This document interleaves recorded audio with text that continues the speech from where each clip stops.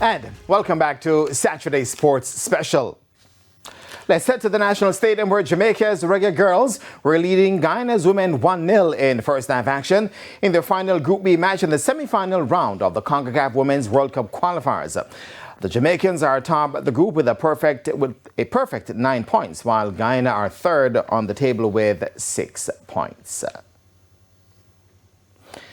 Los Perfectos kept up the chase on Group B leaders and title holders Frazier's Whip with a 2-0 win over Mile Gully in the battle of the Clarendon teams and the Jamaica Women's Premier League on Saturday.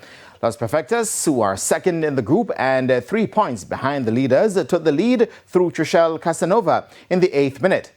The game was wrapped up in the 28th when former national player Venetia Reid made it 2-0.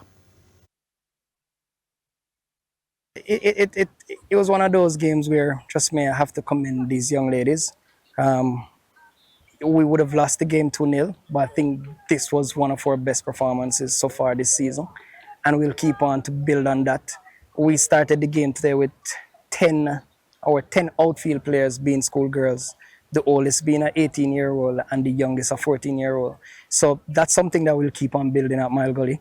Overall, I think the game was good. Kudos to Mile Gully. They held their own, and I think they have improved from the last time I've watched them.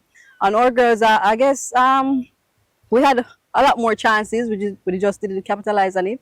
And the girls really did well today.